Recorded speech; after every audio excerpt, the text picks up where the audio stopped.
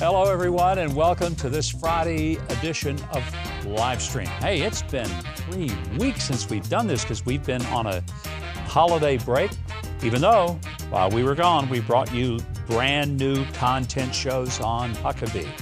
And we've got another one we'll be taping tonight. It's going to be wonderful. It'll be aired this weekend.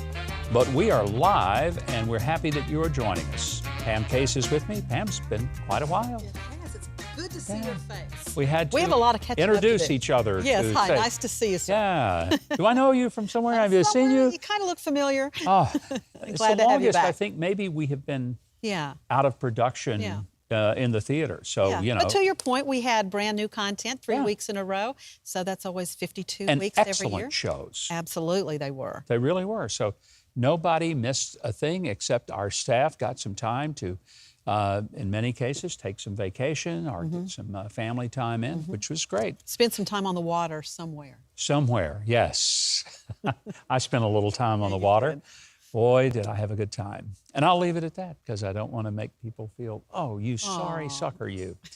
Hey, be sure to send questions in the chat. If you want a higher visibility, send it in the super chat.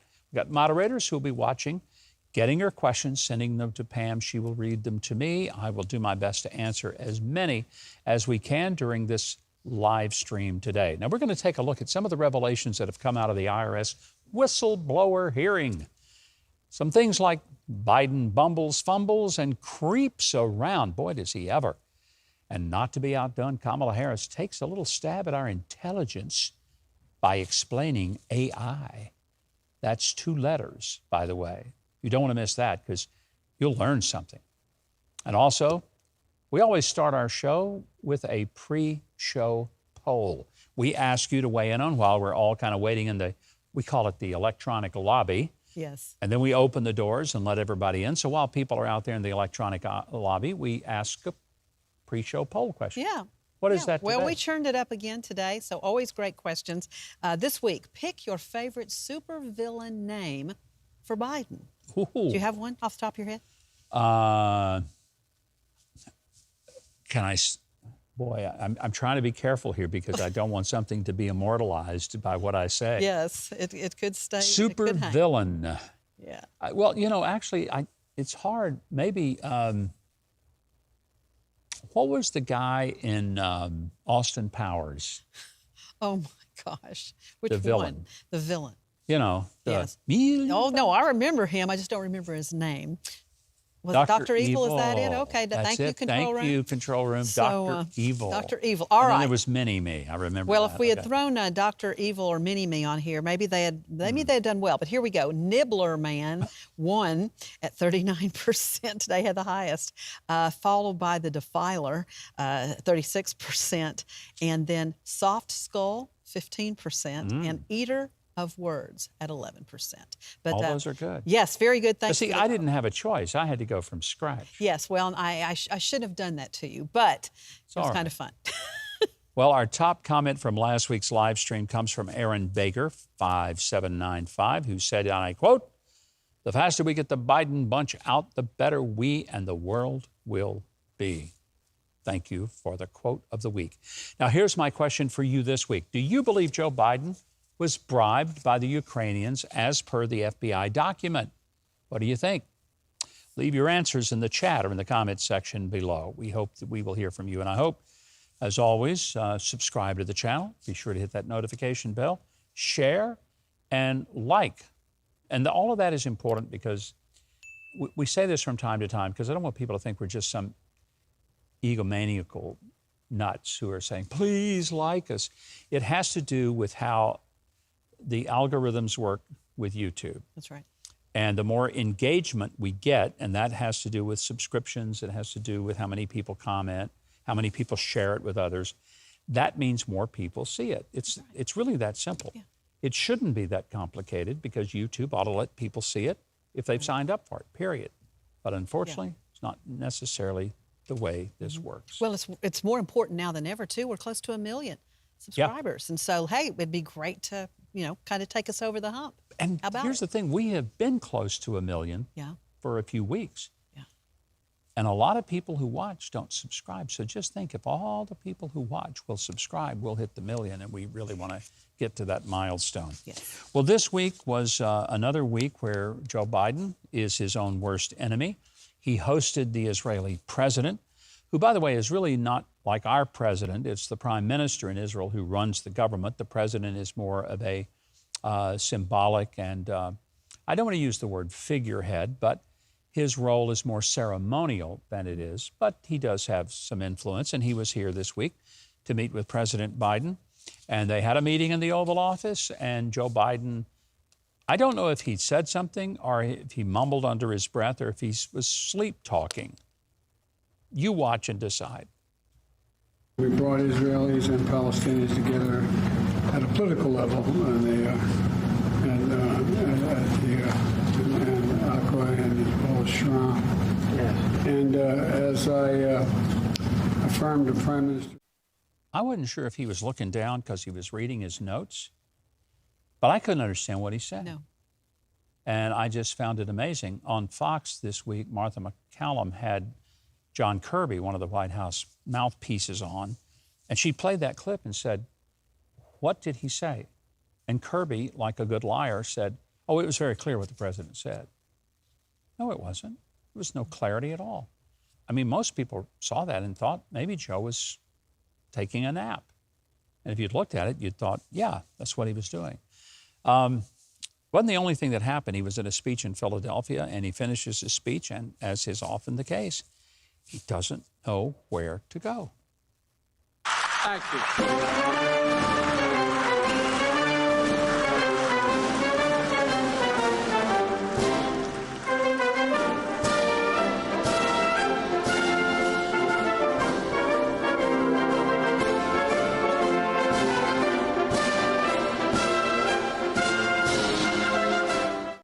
Again, you watch this and you say, what was wrong here?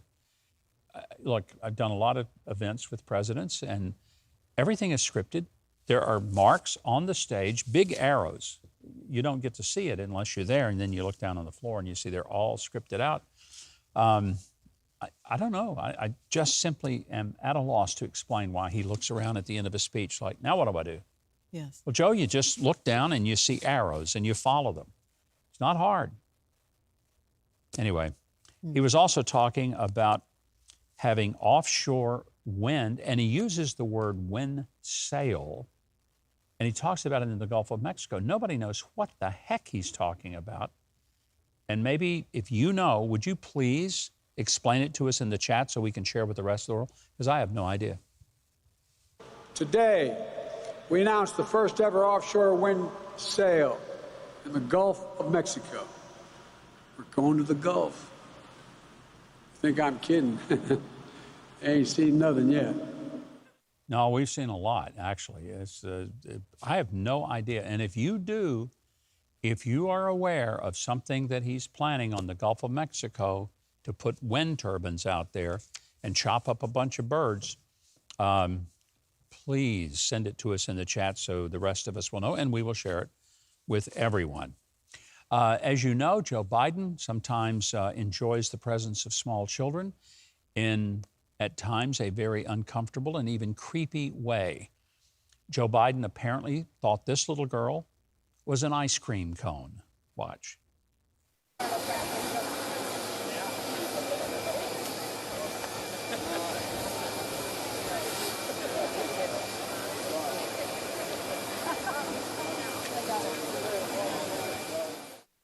I guess he thinks that's endearing, and maybe it is. The little girl looked absolutely terrified, like, "Mommy, please save me from this man. He's trying to chew on me." Yeah, I'm a tad terrified myself. Yeah. I mean, you know, it's one thing to do that, even in your own family, to your grandkids, but if they act like they don't like it, you don't keep doing it. Right. He did. Yeah. Is that weird to you? Just a tad. Okay. Oh, yeah, no.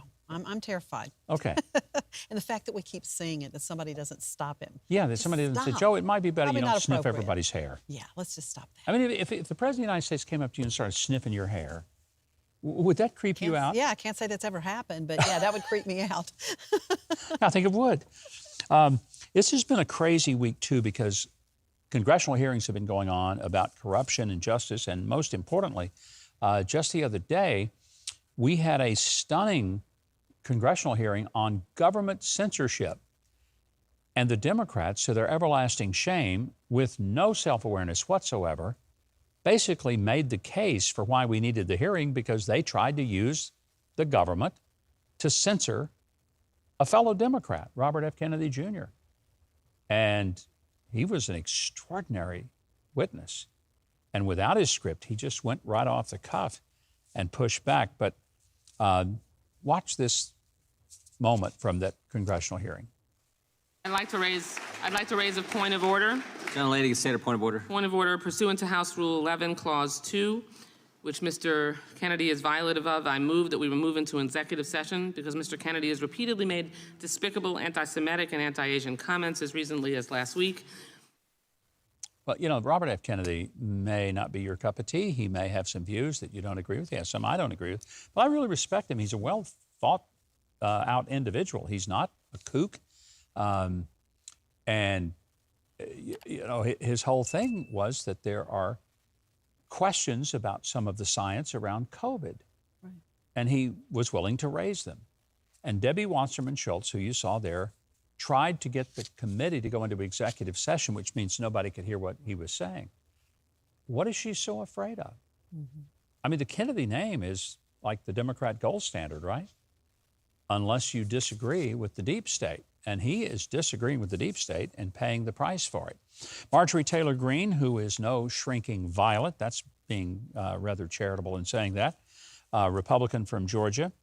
But in talking about the latest Trump indictment, she's pretty clear how she feels about it. Former President Trump says he received a letter from Jack Smith saying he's a target of a grand jury investigation of January 6th. Do you have a reaction to that?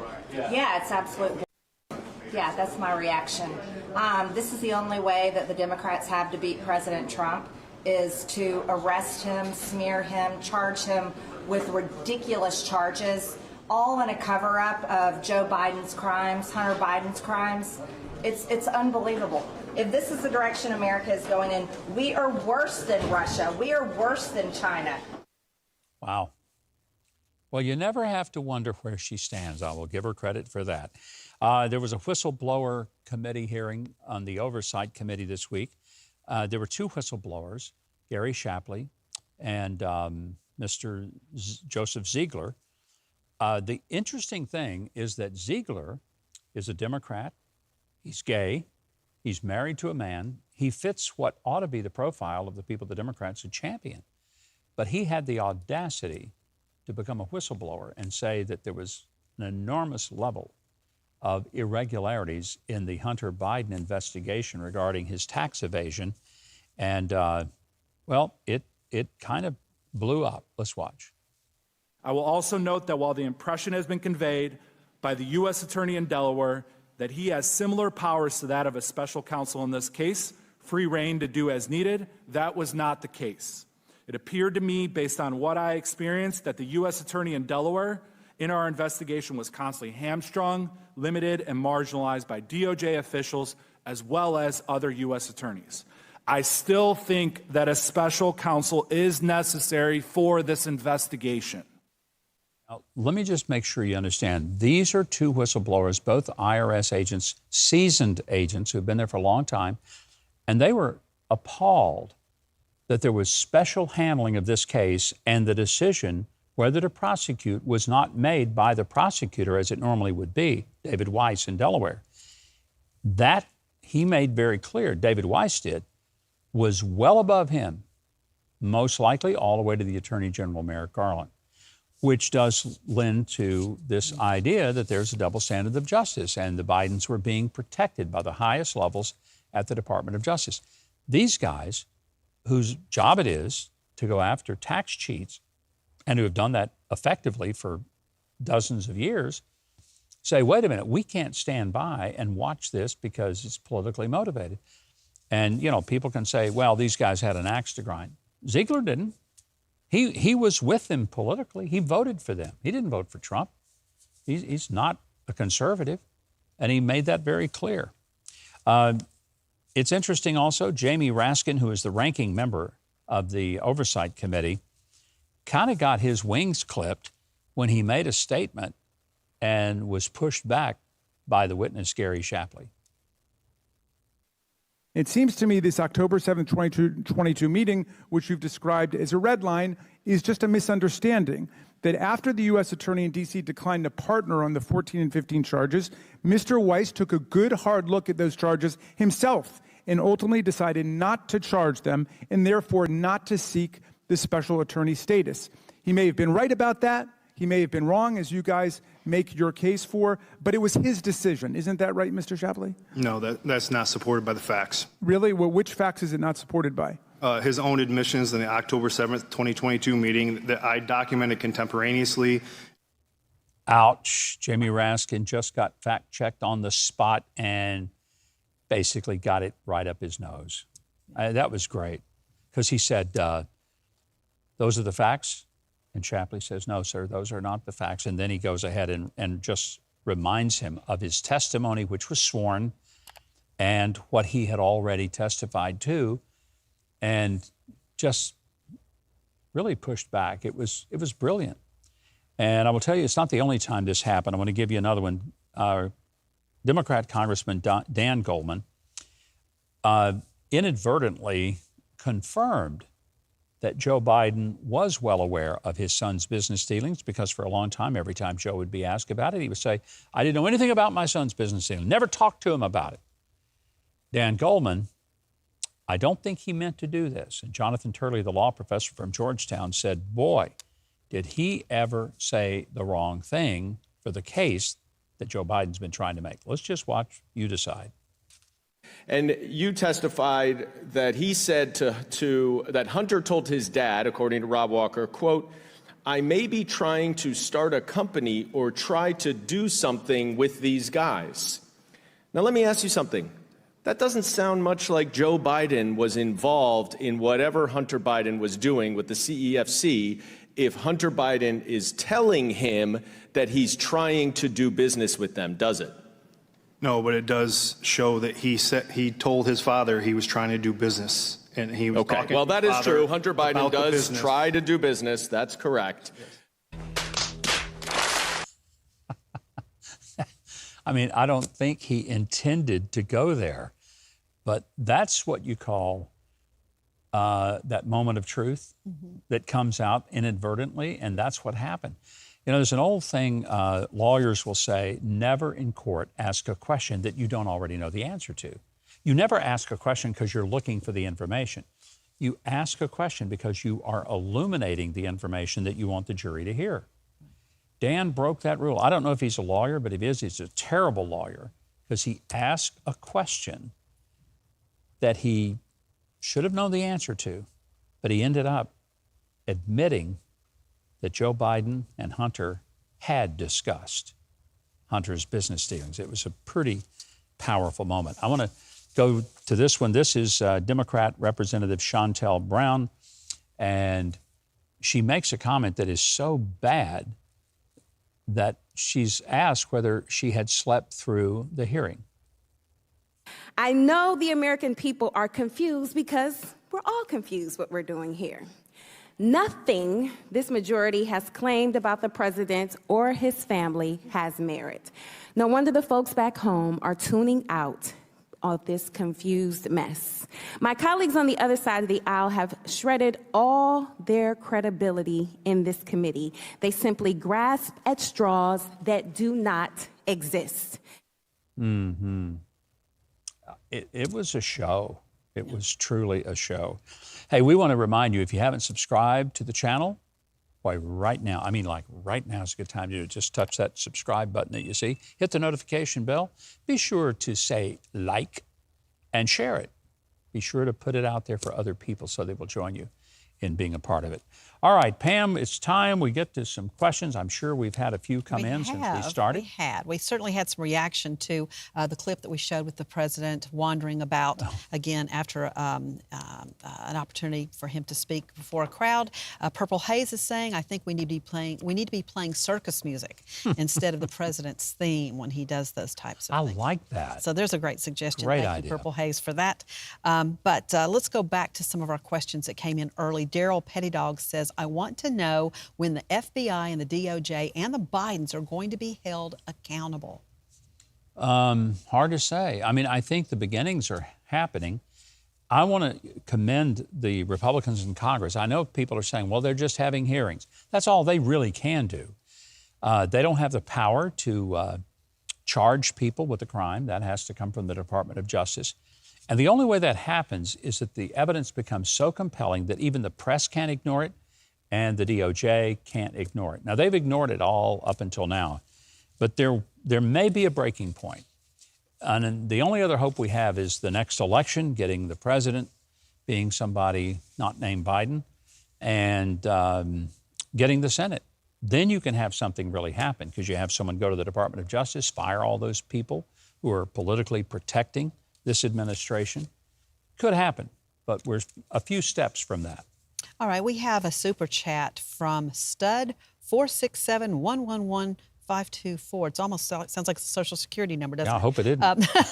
Asking, why is Governor Asa Hutchinson still attacking Trump over his criminal cases? And will Hutchinson be back on your show? Actually, he's not been on our show. Okay. Has he? I don't think so. Not I don't since think I've been here. I've known Asa for 30 years, maybe longer. Yeah, longer than that. We've been friends. He was the immediate predecessor to my daughter in the governor's office. So I don't want to say something really unkind, but I disagree strongly with his statements where he has urged Donald Trump to get out of the race because he's been indicted. And my feeling is, no, stand tall, stand firm, don't move, Mr. President, because if Donald Trump is pushed out of the race because of the persecution and the prosecution and the relentless attacks, does anybody in his or her right mind think that the next Republican nominee is going to be treated more nicely? No. This will become the new template. When you don't want to face a person in a political race, just destroy them personally by getting all of your little alphabet agencies to file charges. Make life miserable. The fact that Donald Trump has the guts and the courage to stand and keep fighting this stuff is all the more reason that I support the man. And so I was very troubled that Asa Hutchinson took this position that Donald Trump should get out of the race because he's under attack. Last time I checked, in our criminal justice system, we are innocent until we are proven guilty in a court of law by a jury of our peers beyond a reasonable doubt. That has not happened. So I would say, Mr. Trump, stand firm, stand tall, don't move, and some of us will be with you. Thomas Previty today, along these same lines, said he just read that Trump's trial is going to be held May of 2024. Would this force Trump to drop out of the presidential race? No, it does not. It may complicate his running if, in fact, they carry out a trial in May of next year. I thought that was a ridiculous timing, but that's when it gets scheduled. That doesn't mean it will actually happen because his attorneys can file all kinds of motions for, a continuance. I still think there's good grounds that they could file for a dismissal of all the charges because of the irregularities that Jack Smith has used to even bring these charges. But that's to be seen for another day. The judge has to set a date. She has done that. It seems like a ridiculous time to set the date, but it doesn't mean that there will actually be a trial in May of next year. Okay. A little shift in subject. Raspberry is another. Raspberry, I like the name. Why hasn't there been intervention with the January 6th prisoners deprived of their rights for this long? Yeah, well, the reason is because the powers of the Biden regime don't want there to be any intervention. And they've had attorneys, but keep in mind, their cases are, for the most part, all being tried in the District of Columbia, which is like a 98% Democrat stronghold, and the judges and the court officials there are all partisan, and it's not going to be a fair shake in that particular venue. So I don't know how the system could possibly hold these people as long as they have, for in what many cases were misdemeanors. Look, some people did some things that were without doubt felonies. When they struck a police officer with a flagpole or something, you just can't do that. I don't care how mad you are, and doesn't matter even if you're justified in being mad. You just can't do that. That's a felony. You got to pay for that. But there were other people that just showed up, and they walked around, and they didn't hurt anyone, didn't hurt anything, didn't break a window, didn't steal anything. They just literally walked in, and the Capitol Police ushered them in, and they're sitting in a jail. Yeah. I hope they sue the daylights out of the government for the way they've been treated. Mitchell Ryan, super chat today, asking, what do you think we should do about the digital dollar? I wouldn't put too much money in it right now until we figure this whole thing out. I know a lot of friends of mine are really into cryptocurrency. Maybe I'm just too old to want to make that change and get into digital coins, because I know how easy it is for digital things to disappear. So if you master it and can tell me how, let me hear from you. Deanna Grayston is asking today, Governor, is Jack Smith even credible enough to file these charges against Trump? No. Jack is one of the worst prosecutors. He was the one that really engaged in some significant malfeasance of prosecuting Bob McDonnell, the former governor of Virginia. He successfully prosecuted him, but then in a unanimous Supreme Court decision, they overturned the whole thing. Unanimous. That just hardly ever happens. So, okay, I want us to get to this clip of Kamala Harris because we told you at the beginning of the show we would do it. She is, maybe she should be the one to explain digital currency, because she certainly is amazing at explaining artificial intelligence. The first part of this issue that should be articulated is AI is kind of a fancy thing. First of all, it's 2 letters. It means artificial intelligence. But ultimately what it is it's about machine learning. And so the machine is taught. And part of the issue here is what information is going into the machine that will then determine, and we can predict then, if we think about what information is going in, what then will be produced in terms of decisions and opinions that may be made through that process. You remember that scene in Billy Madison where Adam Sandler gives this ridiculous statement, and the guy basically says, "We are all dumber because of what you just said." Yeah. When I see Kamala Harris talking like that, I come away thinking, we are now all dumber because of what we've just heard.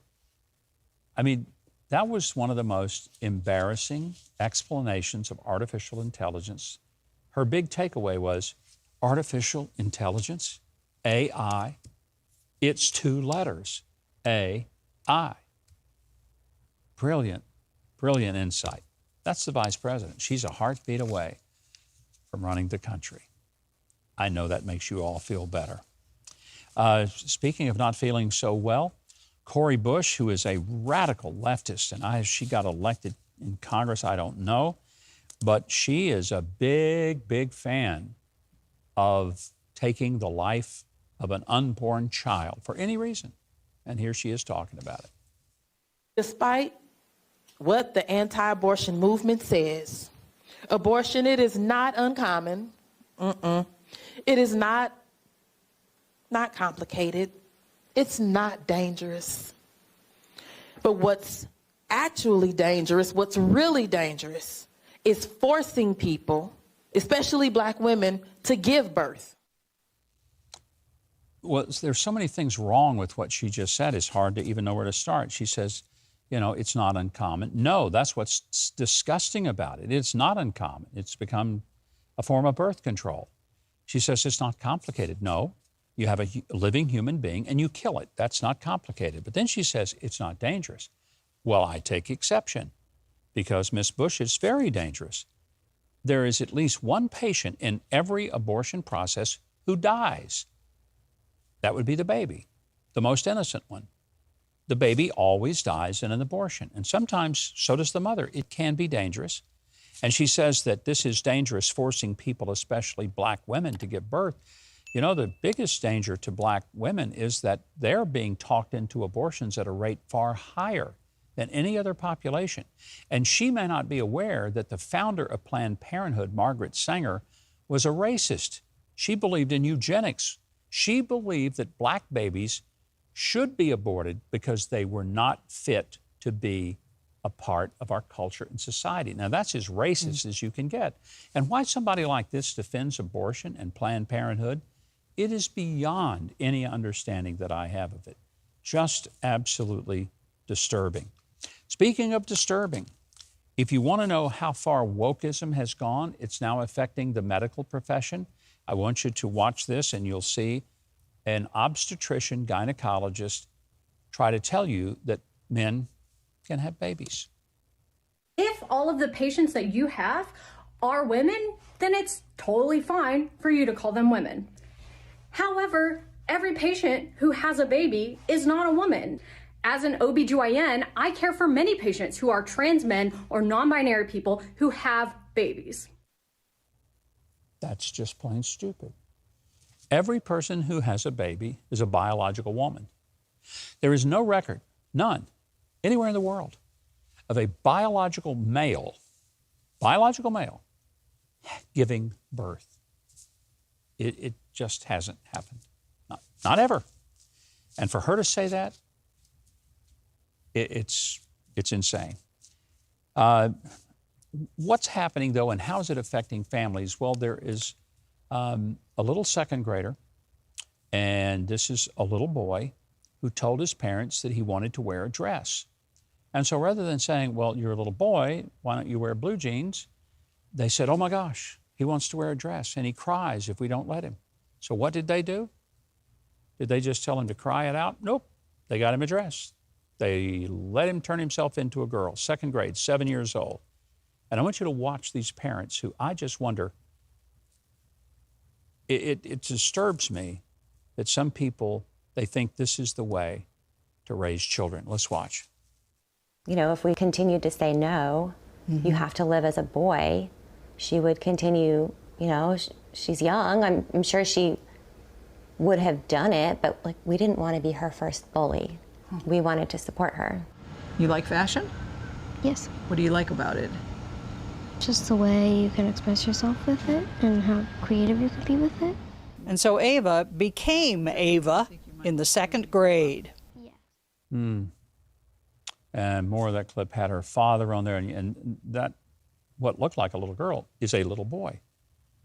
And one of the things that the father said, kind of mirroring the mother, was that, well, our son came to us and said he wanted to wear a dress and be a girl. And he cried. I'm thinking, yeah, most everybody's kids cry over something. They wanted ice cream for dinner. They wanted to play in the street.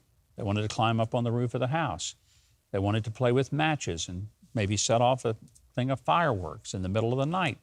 And we didn't let them. And what did? They cried. So what do? Do we turn over the house and say, here, play with the matches after all? No. You act like a parent. This is crazy. Am I crazy, Pam, or are these people crazy? No, so one of us ain't right here, okay? Yeah, well, it's just beyond me. Every time we watch a clip like that, week after week, and it's getting worse, I don't see anything changing for the better. It's disturbing. It truly is. I want us to take 2 questions, and then we're going to end on a positive note, because we have to. All right. Sue Prov asking today, Governor, do you think that President Trump will actually spend time in jail? And will he be elected? I don't think he'll spend time in jail. And I do think he'll get elected. All right, and a comment, and I'll let you just respond to this. I think God is trying to tell us that if we put more stock into men than him, then this is what he will give us. That's well said. And if you want to see what we're living, read Romans chapter 1 of the New Testament. Just read the chapter. Doesn't matter really which version you read, just read it. And if you read that and you don't see today's headlines, then I can't help you. I will tell you that. But I think we are seeing it lived out in our very culture right now. All right, here's the good news we're going to end on. Jason Aldean, country singer, very successful, very popular. He's written a lot of hit songs, recorded a lot of hit songs. He has a song called Try That in a Small Town. And it's a simple message, and it's frankly a kind of, I think, a very true one that appeals to a lot of us who live in small towns. And he says, you know, you want to burn down public buildings and torch police cars, beat up old women and widows and destroy little kids. Don't try that in a small town, because we don't take to it here. Had nothing to do with race, had nothing to do with anything other than taking care of our neighbors and caring about people and not letting crime and violence destroy their communities. And for that, he got some kind of backlash because the ladies on The View were upset. And CMT, Country Music Television, pulled his video, which I find just disgusting. And CMT ought to be ashamed of themselves. I have heard that Luke Bryan and Travis Tritt, and I'm trying to think, let's see, a couple of other country superstars have said they will do CMT a favor. They will pull their music off CMT. If CMT is going to do that to Jason Aldean, fine, they'll take their music off. God bless them for it. Here's the good news in all of that. So they're going to punish him? Well, that song is now the #1 downloaded song in all of Apple iTunes. So, CMT, put that in your pipe and smoke it. And on that, we will begin to let you know we'll be back next week with another live stream. But you can still leave your questions or comments in the comments section. And be sure to subscribe to the channel, hit the like button, click the notification bell, and remember, Live with Mike streams every Friday unless we tell you otherwise. We're so glad that you joined us, and we hope that you'll watch our show this weekend. That would be tomorrow night, and here's why. This week on Huckabee, Oklahoma Governor Kevin Stitt. The zany comedy of Fred Klett. You can't get mad at a full-grown man that says, "Scusi." Former Major League pitcher turned author Jason Grimsley. And the inspirational singer-songwriter Kechi Okuchi. Watch Huckabee on Saturday at 8, 7 Central, and again on Sunday at 9, 8 Central, right here on TBN.